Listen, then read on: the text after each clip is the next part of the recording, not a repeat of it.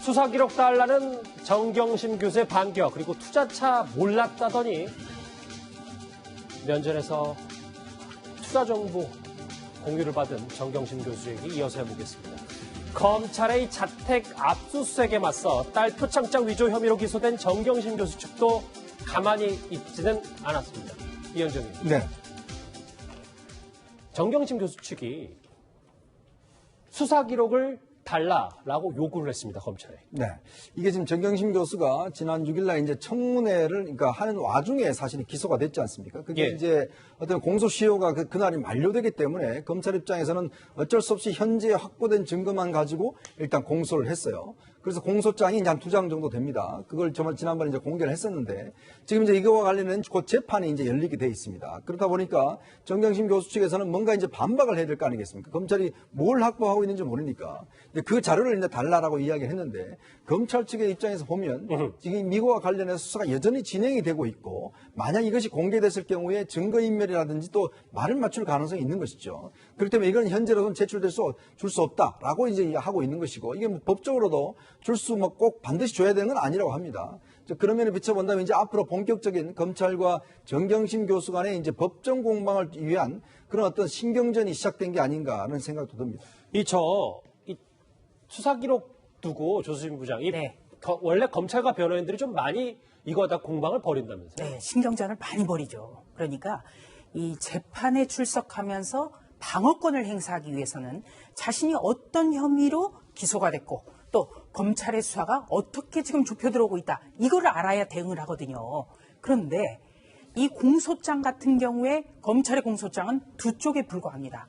그런데 검찰이 안 내주는 이유가 있죠. 바로 형사소송법 제59조 2에 적혀진 저 문항 때문입니다.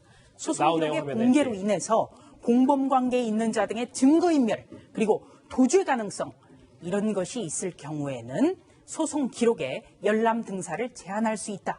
그런데 지금 정경심 교수 같은 경우에는 동양대 관계자들에게 전화를 걸어서 증거를 없애달라. 이런 전화를 했다는 보도도 많이 나오고 있거든요. 그렇다면 증거인멸의 가능성이 높다고 볼 수 있는 대목입니다. 그리고 또 한 가지는 검찰이 작성한 공소장은 두 쪽 분량. 왜냐? 바로 방어권 행사를 효율적으로 저지하기 위해서 굉장히 두루뭉술하게 적었죠. 그리고 공소시효에 쫓겨서 급하게 적었습니다. 그래서 공소장 변경을 지금 예정해 놓고 있어요. 거기에 공소장이 변경된다면 구체적인 혐의가 또 추가가 될 것이고 또 한 가지는 공범을 성명 불상자로만 적었는데 성명이 특정될 가능성도 아주 높습니다. 네, 그렇기 때문에 공소장 변경 뒤에 더 정경심 교수 측과의 저런 공소장 기록을 보여달라. 이런 신경전은 더 가팔라질 것으로 예상이 되고 있습니다. 이해가 됐어요. 정경심 교수는 말이죠. 검찰 소환에 불응했다는 일부 보도에 대해서는 적극 해명했습니다. 조국 장관도 어제 출근길에서 이렇게 말했었습니다. 부인이 건강상 검찰 조사 받기 어렵다고 하는데 여기에 대해서는 어떻게? 아닙니다. 퇴원했고요. 당연히 검찰 소환에 응할 것입니다. 당연히 검찰 소환에 응할 것이다. 마찬가지로 정경심 교수도 SNS에 성실히 임할 것을 약속한다라고 했어요. 다만 아까 얘기했던 수사 기록 보여달라는데 검찰이 안 된다고 했기 때문에 이것을 이유로 소환을 늦출 가능성도 있지 않냐라는 분석도 있습니다. 뭐 그럴 가능성이 전혀 없다고 볼 수는 없겠죠. 그러나 그렇다 하더라도 소환 시기를 무작정 늦출 수는 없을 거라고 저는 봐요. 어떤 형태로도 이 문제가 빨리 정리되는 것이 여당 입장에서도 유리하다고 저는 판단이 들기 때문에 정경심 교수가 만약에 뭐 방어권 차원에서 더 많은 준비를 해야 되기 때문에 일정 부분 일정을 좀 연기해달라고 요청할 수는 있겠지만 그게 무작정 늘어지면서 소환 시기가 아주 늦게까지 갈 가능성은 낮다고 봅니다. 왜냐하면 이게 늦어지면 늦어질수록 문제는 더 커질 수밖에 없어요. 빨리 이 문제가 검찰 수사나 또는 법원에 가서 재판으로 이어질 수 있도록 만드는 것이 어찌 보면 이 문제를 빨리 벗어날 수 있는 방법이기 때문에 제가 볼 때는 뭐 만약에 늦추는 경우가 있다 하더라도 그것이 길어질 가능성은 낮다 이런 생각이 듭니다. 자, 우선 법률적으로요. 정경심 교수의 소환은 당초 예상보다는 좀 늦어질 수밖에 없게 됐어요. 왜냐? 어제 조국 장관의 집을 직접적으로 압수수색하는 수사 국면이 새롭게 열렸어요. 그렇다면 검찰은 이번 주에는 압수된 물품에 대한 분석에 집중해야 되거든요. 그렇다면은 압수해서 완벽히 분석을 해서 한 번만 불러가지고 바로 혐의 사실을 적시를 해야 돼요. 네, 그렇다면 좀 더 길어질 가능성이 있고요. 예. 하여튼 그리고 소환 시기 같은 경우에는 상대의 변호인들과 충분하게 일정 조율을 합니다. 그거에만도 한 일주일가량이 걸린다는 점도 소개해드립니다. 알겠습니다. 예상보다 조금 늦어질 수 있다는 분석을 해주셨는데요. 그런데요, 이 정경심 교수가 가짜 표창 논란과 관련해서 동양대 직원들에게 수십 차례 전화를 해서 말 맞추기를 강요했다는 정황도 나왔습니다.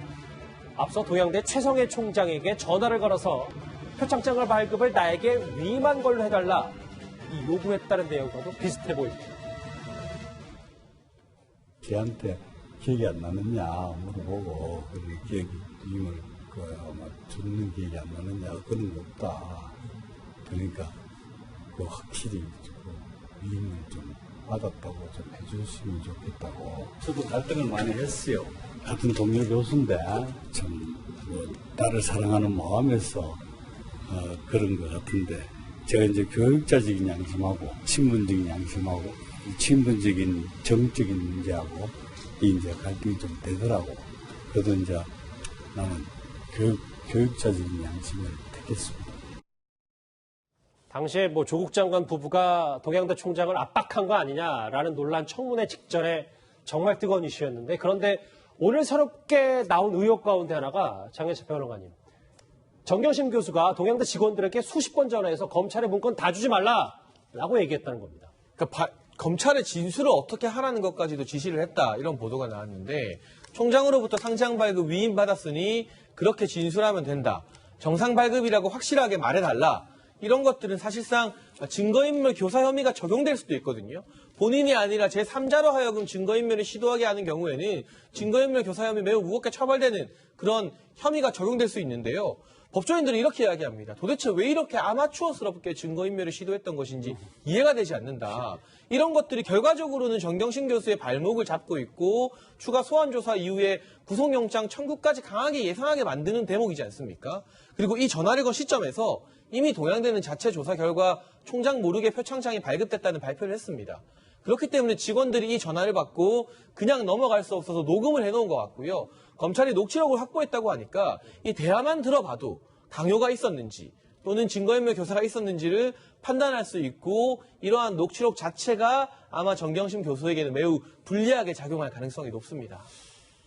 자, 또 하나 짚어볼 얘기가 있습니다. 딸 표창 위조 혐의 외에도 이 사모펀드 의혹과 관련해서 정경심 교수의 개입 여부 얼마나 직접적으로 연관이 돼 있는지, 이것 또한 검찰 수사 결과 속속 드러나고 있습니다. 이현정 의원님. 네, 2차 전지가 코링크피의 투자처잖아요. 그렇습니다. 2차 전지 사업 프레젠테이션, 그러니까 정경심 교수가 2차 전지에서 사업 설명 보고를 받았다는 겁니다. 그러니까 지금 조국 장관이 지난번 2일날 기자회견 때, 이 사모펀드 이번에 처음 알았고, 저희 아내와 저는 어디에 투자를 하는지 몰랐습니다, 라고 이제 이야기를 했지 않습니까? 근데 사실 그게 어떤 면에 빌미가 됐어요. 지금 이제 모든 검찰의 수사가 보면 그 조국 장관의 주장을 탄핵하는 증거들을 지금 계속적으로 나오고 있는 거거든요. 더군다나 지금 이 익성이라는 회사가 있습니다. 이 익성이라는 회사가 이번 사건의 가장 큰 핵심 회사인데, 원래 이제 흡음제를 만드는 회사인데, 이 회사가 이제 어떤 상장을 하기 위해서 어떤 자회사를 만들어서 IFM이라는 회사를 만들었어요. 2차 전지를 만드는 회사인데요. 이게 이제 사실은 어떤 면에서 보면 문재인 정부 들어서서 집중적으로 육성하는 어떤 2차 전지 사업을 한 겁니다. 근데 이 회사의 전 사장이 이제 증언을 한 겁니다. 이거는 저희들 기자들이 직접 취재를 했고 증언을 한 거예요. 이 정경심 교수가 그 회사에 대해서 좀 PT를 해달라, 즉 프레젠테이션을 해달라고 부탁을 했다는 것이죠. 직접 그 정경심 교수 앞에 와서 이 회사 현황과 수익과 이런 것들을 이야기를 했다는 거예요. 근데 이 직원들이 정경심 교수가 조국 장관의 부인한 걸 다 알고 있었다는 겁니다. 자, 그러면 지금 투자를 한 사람이 직접 회사에 가서 그 상황을 다 보고받았다? 자, 이거는 어떤 면에서 보면 실제 어떤 펀드 운용 과정에도 개입했다라는 증거가 될 수가 있는 거거든요. 그동안 그러면 전혀 몰랐다라는 그런 조국 장관 부부의 증언은 이거는 뭡니까? 결국은 이 지금 주장과 완전히 어긋나는 주장이기 때문에 이것 또한 이 사모펀드의 실제 주인이 아니냐, 실제 운영한 것이 아니냐는 명백한 증거의 하나가 될 수 있을 것 같습니다. 사업 정보를 보고받았다는 얘기는 투자를 주도했기도 하고 실소유주 가능성도 높다 이렇게 볼 수 그렇죠. 있죠. 일부 또 직원들 같은 경우는 왜 이렇게 실적이 안 나느냐, 뭐 이런 이야기도 하기도 하고, 실제 거기서 어떤 이자 명목으로 돈을 또 투자를 받기도 하고, 이런 정황이 있기 때문에 아마 검찰은 유력한 증거를 보고 있는 것 같습니다. 조수진 부장, 그런데 그 시점이 2017년 5월쯤이라고 하더라고요. 그러면 7월, 그러니까 민정수석 취임이 2017년 5월이면 2달 뒤에 이 투자가 결정됐다는 건데 이것도 좀 포인트 아니겠어요? 그게 굉장히 중요하죠. 제가 애시당초부터 사모펀드의 중요성을 누누이 설명드렸는데 이 사모펀드는 문제는 2017년 5월에 조국 법무부 장관이 민정수석에 취임을 하죠. 그리고 집중적인 사모펀드 투자 결정 이루어진 시기가 바로 2달 뒤인 2017년 7월 민정수석 재임 때란 얘기예요. 그렇다면 이 사모펀드가 특히 투자한 곳이 바로 관급공사, 가로등 전멸기업체 이거 한 군데랑 2차 전지업체라는 문재인 정부의 국정과제와 관련된 곳이 있습니다. 예. 민정수석이 만약에 미공개 정보를 이용해서 저런 곳에 투자를 했다면 이것은 그야말로 국정농단이 됩니다. 그렇기 때문에 굉장히 중요한데 지금까지 확인된 것은 사모펀드의 투자 결정 시기가 바로 민정수석 재임 시기인 2017년 7월이라는 점, 바로 이 점이 굉장히 중요합니다. 최진봉 교수님, 예. 지금 뭐 다시 한번 보면 2017년 5월에 조국 수석이 취임을 했고 2달 뒤에 정경심교 사모펀드를 결정했어요. 그런데 이 문제의 핵심인 그러니까 미공개 정보를 활용했나에 대해서 아직까지 검찰은 이거에 대해서 밝혀낸 게 있는지 없는지는 모르는 거죠. 그렇죠. 아직까지 모르는 거죠. 그러니까 실제적으로 사실 미공개된 정보를 활용해서 과연 조국 장관이 민정수석으로 있으면서 본인이 알게 된 정보를 이용해서 투자를 했다면 이건 큰 문제인 거죠. 그런데 아직까지 그 부분에 대해서 검찰이 연관관계가 있다고 드러난 것은 아직까지 밝혀진 건 없어요. 그러니까 우리가 의혹을 갖고 있는 부분은 시점으로 봤을 때 그럴 가능성이 있다고 보는 것이고 예. 또 투자한 그 IFM이라는 회사가 2차 전지 사업을 새롭게 사업 목록에 집어넣었다는 점 이게 시기적으로 맞다 보니까 그렇게 의혹을 제기하긴 하지만 아직까지는 명확하게 그분에 대한 연결고리에 대한 증거가 나오지 않은 상태이기 때문에 아직은 단정적으로 얘기할 수는 없고 지금 시점으로 봐서는 그렇게 이해할 수 있는 부분에 대한 어떤 의혹은 나오고 있는 상황이라고 볼 수 있죠. 네, 예. 시점도 굉장히 중요하고요. 다만 살펴볼 것이 이 코링크라는 사모펀드를 실질적으로 운용한 조국 장관의 오촌 조카의 체포영장에는 공직자윤리법 위반이 적시가 됐고요. 또 구속영장에도 공직자윤리법 위반이 적시됐다는 보도도 있었습니다. 때문에 시기와 함께 조국 장관의 혐의에 대해서 우리는 계속 취재를 할 수밖에 없습니다. 그런데 장현철 평론가님, 지금 뭐 사실 조국 장관 논란이 계속 거짓말 논란으로 좀 많이 포인트가 바뀐 것 같아서 계속 모른다고, 일체 모른다고 했기 때문에 이게 또 청문회 위증죄와 관련해서 어떻게 되는지도 좀 주목을 해봐야 되는 거 아니겠습니까? 우선 기자간담회에서 코링크라는 이름이 이번에 알게 됐다. 이거는 법적인 문제보다는 도덕적인 문제로 직면하게 될 것 같고요. 청문회에서는 블라인드 펀드이기 때문에 이 코링크의 투자처를 알 수 없었다고 했습니다. 하지만 지금 일부 보도에 드러나는 것, 검찰이 확인했다고 알려진 것처럼 조국 장관 측이 이 코링크 펀드 운영 보고서를 급조하도록 요청했거나 또는 이 보고서가 급조된 것을 알고 인지한 상태에서 청문회 본인을 방어하기 위해 사용한 사실이 맞다면 검찰에서 위증죄를 적용할 수 있게 되고요.